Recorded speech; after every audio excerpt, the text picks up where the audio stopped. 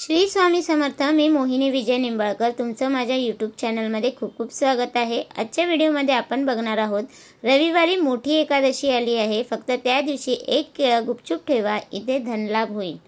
जय जय रामकृष्ण हरी। आपल्या हिंदू धर्मातील सर्वात मोठी एकादशी म्हणजे देवशयनी आषाढी एकादशी। या आषाढीचे इतके महत्त्व यामुळे आहे की या दिवशी भगवान श्री हरी विष्णू देवनिद्रेस जातात।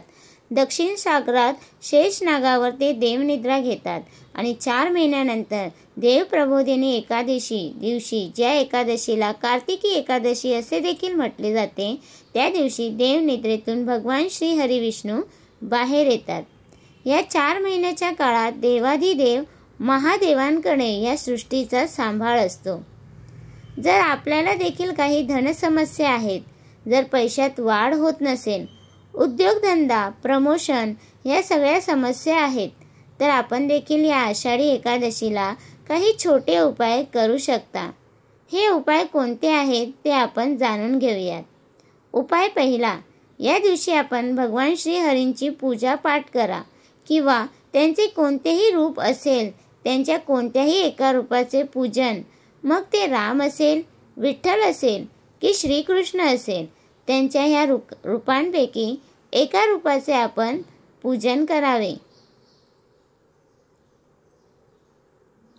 तसेच जर तुमच्या घरी दक्षिणावर शंख असेल तर या दक्षिणावरील शंखात आपण पाणी भरून किंवा गंगाजल असेल तर गंगाजल त्यात भरून त्याने आपण भगवंतांना जर जलाभिषेक घातला व नंतर आपण देवांकडे काही आपल्या अडचणी असतील, त्या अडचणी किंवा आपले काही मागणं असेल तर ते आपले इच्छा मागणे भगवंत पूर्ण करतात।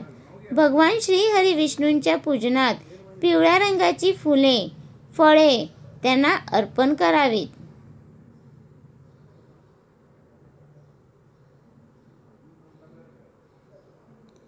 तसेच आपण पिवळ्या रंगाची मिठाई असेल तर ती देखील आपण त्यांना नैवेद्य म्हणून दाखवावी। फळांमध्ये केळी आहेत, मोसंबी आहे, अशा प्रकारे आपण अर्पण करावे।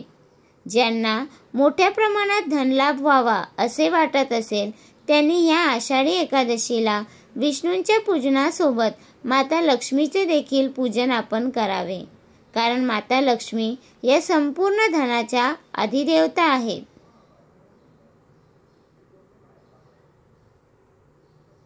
सायंकाळी आपण तुळशी मातेजवळ एक तुपाचा दिवा आपण प्रज्वलित करा।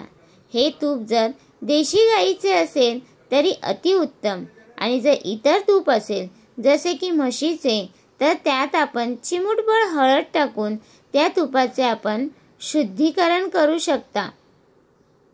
माता तुळशीकडे आपण हात जोडून प्रार्थना करा की आपल्या घराची, आपल्या कुटुंबांची बरकत व्हावी, अशी प्रार्थना आपण तुळशीजवळ करा। आषाढी एकादशीला आपण सकाळी पिंपळ वृक्षाला आपल्या घरातील एक तांब्याभर जल आपण अवश्य अर्पण करा। या पिंपळ वृक्षात प्रत्यक्ष भगवान श्री हरी विष्णू वास करतात। भगवान श्री हरी विष्णूंना प्रसन्न करणारा हा सर्वात सोपा उपाय आहे। आपण या दिवशी थोडेसे कच्चे दूध गाईचे घ्यावे व त्यात आपण केशर टाकून अशा केशर मिश्रित दुधाने आपण भगवान हरी विष्णूंना अभिषेक करावा। यामुळे देखील श्री हरी विष्णू आपल्यावर प्रसन्न होतात। तर तुम्हाला हा माझा व्हिडिओ कसा वाटला प्लीज कमेंट करून नक्की सांगा। व्हिडिओ आवडल्यास लाईक, कमेंट, शेअर करायला विसरू नका। आणि तुम्ही अजूनपर्यंत आपल्या चॅनलला सबस्क्राईब केलं नसेल तर प्लीज जाऊन चॅनलला नक्की सबस्क्राईब करा, कारण आपल्या चॅनलवरती तुम्हाला असेच माहितीपूर्वक व्हिडिओ मिळतात। आणि भेटूया उद्या एका नवीन व्हिडिओसोबत। श्री स्वामी समर्थ।